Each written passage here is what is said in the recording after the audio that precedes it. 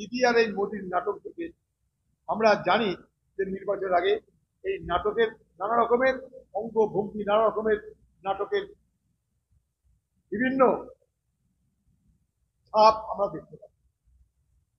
পাশাপাশি আমরা যেটা বলতে চাই যে পশ্চিমবঙ্গে আজ সরকারের ভাড়ার শূন্যের দিকে, পশ্চিমবঙ্গের মানুষের উপরে ঋণের বোঝার পরিমাণ দিনের পর দিন বেড়ে চলেছে। যখন পশ্চিমবঙ্গের আর্থিক ঘাটতিতে জর্জরিত পশ্চিমবঙ্গ সরকার, যখন পশ্চিমবঙ্গের শিল্পে বিনিয়োগ নেই, বাণিজ্যের রোজগার নেই, রুটি রুজি কিছু নেই, অথচ পশ্চিমবঙ্গের সরকার ক্ষমতা টিকে থাকার জন্য রোজগার করার পথ ছেড়ে দিয়ে তারা ক্ষয়রাতির পথকে আঁকড়ে ধরে ক্ষমতা টিকে থাকতে চায়। তার পরিণাম কি হচ্ছে জানেন? এখন পশ্চিমবঙ্গ সরকারের আর্থিক ভাড়ার অর্থাৎ আর্থিক অবস্থা যখন দুর্বল হচ্ছে, তখন পশ্চিমবঙ্গ সরকার টাকা জোগাড়ের জন্য, অর্থ জোগাড়ের জন্য তার পুরো প্রশাসনকে লাগিয়ে দিয়েছে মানুষের বিরুদ্ধে অত্যাচার করতে। অনুদান দিন, খরচে দিন, আমাদের কোনো আপত্তি নেই। লক্ষ্মীর ভান্ডার 1200 থেকে 2500 টাকা করার দাবি আমরা করেছি আগে, আগামী দিনেও করব। ভারতবর্ষের বিভিন্ন রাজ্যে 2500 টাকা, 2000 টাকা লক্ষ্মীর ভান্ডার জন্য দেওয়া হয়। কিন্তু প্রশ্ন হচ্ছে আজকে পশ্চিমবঙ্গ সরকার যে চালাকিটা করছে, আপনাদের গাড়ি থেকে রাস্তায় চলে যান গাড়ি চালিয়ে, আমরা কি জানি? ট্রাফিকে সবুজ আলো জ্বলে ক্লিয়ারের জন্য, রাস্তা ছেড়ে দেওয়ার জন্য, তারপরে হলুদ আলো জ্বলে সতর্ক করার জন্য, তারপরে লাল আলো জ্বলে, লাল আলো জ্বলে যাতায়াত বন্ধ করার। পশ্চিমবঙ্গের যে ট্রাফিক সিস্টেম এখন যদি চালু করেছে, সেখানে সিধা ভিড় দেখলেই লাল চালিত, মানে আপনাকে সতর্ক করবে না, সবুজের পর হলুদ দেখাবে না, সেটা লাল। কেন? আইন করতে। আপনার মোটরসাইকেল হোক, গাড়ি হোক, ট্রাক হোক, বাস হোক, ফাইনের পরিমাণ যেভাবে বাড়িয়ে চলেছে, তাতে আগামী দিনে মানুষের জন্য যাতায়াত করায়। আমি মোদির কাছে দিদি কত টাকা পাই তা আমি জানি না, কারণ এটা দিদি আর মোদির মধ্যে নিজস্ব সন্ধির ব্যাপার। বাংলার মানুষও জানে না সেই টাকা কেন পাওয়া যাচ্ছে না, তাও আমরা জানি না। সেই টাকা আদায়ের জন্য কোনো লড়াই আন্দোলন তাও আমরা দেখি না। সেই টাকা উদ্ধারের জন্য হাইকোর্ট, সুপ্রিম কোর্ট পর্যন্ত দিদি যেতেছে। মোদি আসলে দিদির মনে পড়েছে টাকার কথা, টাকা আদায়ের কথা। কদিন আগে নীতি আয়োগের বৈঠকে দিদি সেখানে যোগদান দিয়ে তার দাবি আদায়ের কথা কিন্তু বলতে পারতেন, অথচ দিদি গেলেন।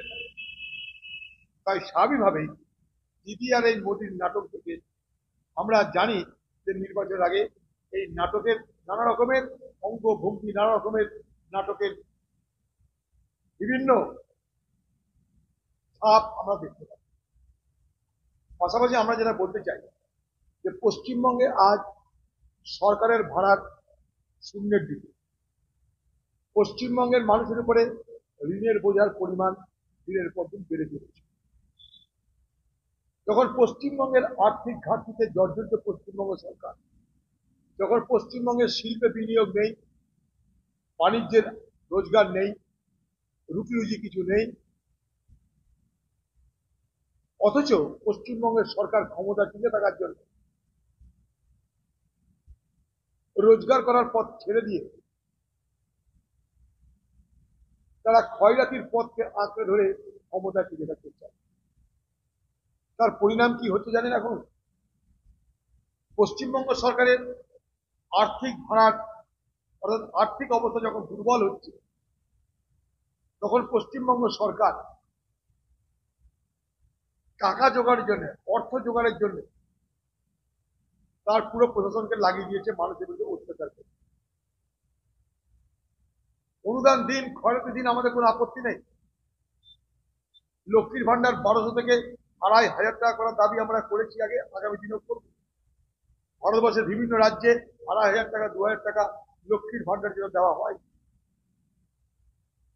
কিন্তু প্রশ্ন হচ্ছে আজকে পশ্চিমবঙ্গ সরকার যে চালাকিটা করছে, আপনাদের গাড়ি থাকে, রাস্তায় চলে যান গাড়ি চালিয়ে। আমরা কি জানি? ট্রাফিকে সবুজ আলো জ্বলে ক্লিয়ারের জন্য, রাস্তা ছেড়ে দেওয়ার জন্য। তারপরে হলুদ আলো জ্বলে সতর্ক করার জন্য। তারপরে লাল আলো জ্বলে, লাল আলো জ্বলে যাতায়াত বন্ধ করার জন্য।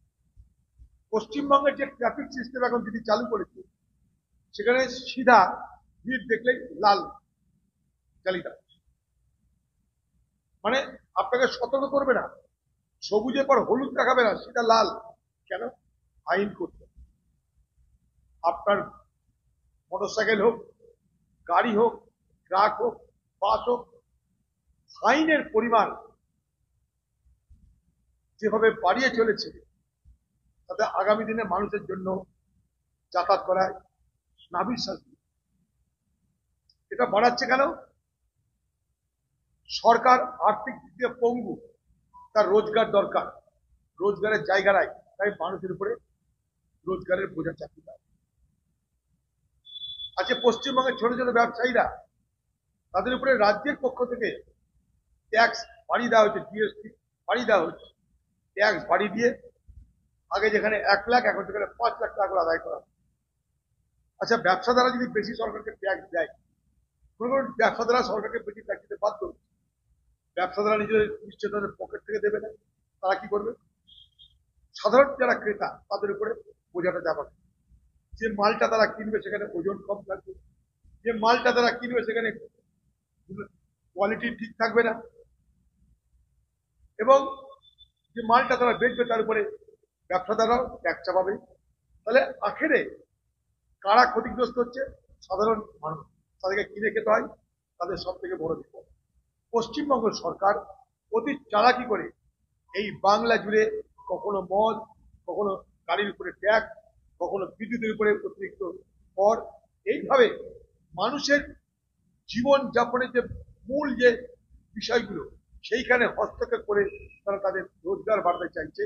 কারণ তারা আর্থিক ঋণে জর্জরিত, নিমজ্জিত। সেখান থেকে বাঁচতে তাদের মানুষের ঘাড়ে আর্থিক বোঝা চাপিয়ে অত্যাচারের মাধ্যমে মানুষের কাছ থেকে টাকা আদায় করছে। সরকার এখন খুশির দিবি হয়ে গেছে, শুষ্ক হয়ে গেছে। আপনার খোঁজ নিয়ে দেখুন, বাজারে গাড়ি, ঘোড়া, বাস সব কিছুর উপরে কিভাবে ট্যাক্স বেড়ে চলেছে, খোঁজ নিয়ে দেখুন আপনারা, তাহলেই বুঝতে পারবেন আমার কথা। 1 নম্বর, পশ্চিমবঙ্গে আজকে বাইরের রাজ্যে নানা কারণে, সাম্প্রদায়িক বিভাজনের কারণে, বিশেষ করে পরিযায়ী শ্রমিকদের উপরে, বাংলার শ্রমিকদের উপরে বাইরের রাজ্যে আঘাত লেগে আসে। সেই কারণে সেই সব রাজ্যে যারা পশ্চিমবঙ্গের মুর্শিদাবাদের পরিযায়ী শ্রমিক ছিল, তারা তাদের জায়গা ছেড়ে দেশে ফিরে আসে। পশ্চিমবঙ্গ সরকার বলেছিল টাকা দেবে, পয়সা দেবে, ব্যবসা করার অর্থ দেবে, এখন হাত উঠিয়ে দিচ্ছে। সেই সমস্ত পরিযায়ী শ্রমিক যারা বাইরের রাজ্যে অল্প স্বল্প রোজগার করত, তাদের দুরবস্থা বেড়ে চলেছে। তাই পশ্চিমবঙ্গ সরকারকে বলবো, পরিযায়ী শ্রমিকদের যে কথা দিয়েছিলেন, তাদের কাজ দেবেন, অর্থ বরাদ্দ করবেন, আর্থিক সহযোগিতা করবেন, সেটা করুন, কাজের ব্যবস্থা করুন। নাহলে মুর্শিদাবাদ জেলা জুড়ে আমরা আগামী দিনে পরিযায়ী শ্রমিকদের সঙ্গে নিয়ে তাদের দাবি দেওয়াকে যোগ্য মনে করে আমরা তাদের জন্য আন্দোলনে নামব।